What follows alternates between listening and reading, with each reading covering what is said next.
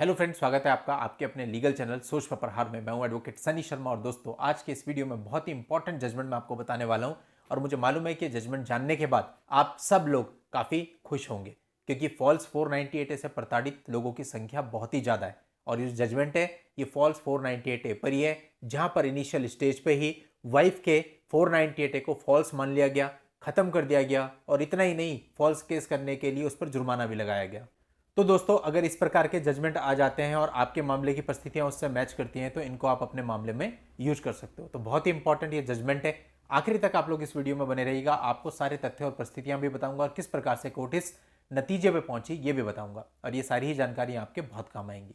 तो दोस्तों, आगे बढ़ने से पहले आपसे कहना चाहूंगा कि फटाफट चैनल को सब्सक्राइब करके नोटिफिकेशन बेल पर क्लिक कर लें, ताकि हम भी आपके लिए ये वीडियोज ऐसे ही लाते रहें और वीडियोज लाने के लिए निरंतर मोटिवेट भी होते रहें।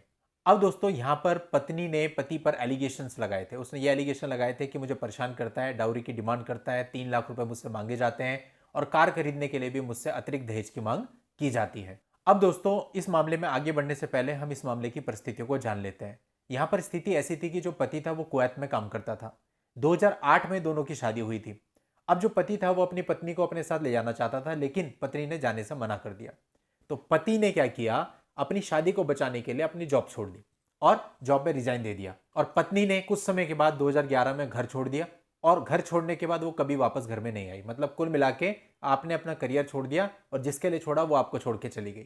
तो ये एक तरह से बहुत बड़ी गलती होती है। आप ऐसा बिल्कुल ना करें। यदि आपका बहुत अच्छा करियर है, कहीं पे आप सेटल्ड हैं, तो इन चीज़ों में उसे मत छोड़िए, क्योंकि आज के समय पे आप किसी पे भी विश्वास नहीं कर सकते, कल को परिस्थितियां कैसी बन जाएं। खैर, जब वो पत्नी उसको छोड़ के चली गई, उसके बाद उसने दोबारा कोशिश करी और 2012 में उसको दोबारा जॉब मिली बहरीन में। अब इस बार वो अकेले ही जॉब पे चला गया, क्योंकि पत्नी तो छोड़ के जा चुकी थी।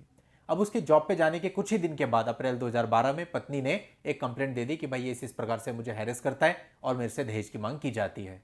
पुलिस ने पति के खिलाफ 498A, 506 IPC and 3/4 dowry prohibition act के अंतर्गत एक एफआईआर दर्ज कर दी और चार्जशीट भी कोर्ट में फाइल कर दी। अब दोस्तों, इसमें कई सारी कंडीशन थी। पति का कहना यह था कि उसको यह पता चला था कि उसकी जो पत्नी है वो पहले से ही मैरिड थी, और जो उसका पहला पति था उसने रेस्टिट्यूशन फॉर कंजुगल राइट्स का मुकदमा भी उस पर किया हुआ था। और जब इस बारे में वर्तमान पति को पता चला और उसने इसके संबंध में उससे सवाल जवाब किए, तो वो उसका जवाब नहीं दे पाई और उसके कुछ दिन बाद ही उसने जस्ट एक कंप्लेंट फाइल कर दी। ये मामला हाईकोर्ट में गया तो हाईकोर्ट ने यह देखा कि जो लड़की के स्टेटमेंट्स यहां पर दिए गए हैं उनमें बहुत बड़े लेवल के कॉन्ट्रडिक्शंस हैं। लड़की ने पहले तो अपने पति पर यह आरोप लगाया कि इसने मुझे जान से मारने का प्रयास किया और उसके लिए इसने मुझे लटका कर मारने की कोशिश करी। लेकिन कुछ ही समय के बाद उसकी स्टेटमेंट बदल गई और वो स्टेटमेंट देती है कि इसने मुझे मोटरसाइकिल से धक्का देकर गिराकर जान से मारने की कोशिश करी। और हाईकोर्ट ने माना कि सारे के सारे अनबिलीवेबल स्टेटमेंट्स हैं, जो कि साफ तौर पर प्रतीत होता है कि केवल हैरेस करने के लिए उस पर ये एलिगेशंस लगाए गए हैं। इसके अलावा पत्नी ने कहीं यह भी क्लियर नहीं किया कि जब उससे जान से मारने की कोशिश करी गई तो फिर उसने बचाव के लिए क्या किया और वो कैसे बची।